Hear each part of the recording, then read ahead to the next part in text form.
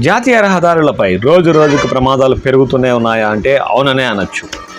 రోజుకు కనీసం భారతదేశంలో జాతీయ రహదారిపై ప్రమాదాల్లో ప్రాణాలు వందలాది మంది కోల్పోతూనే ఉన్నారు.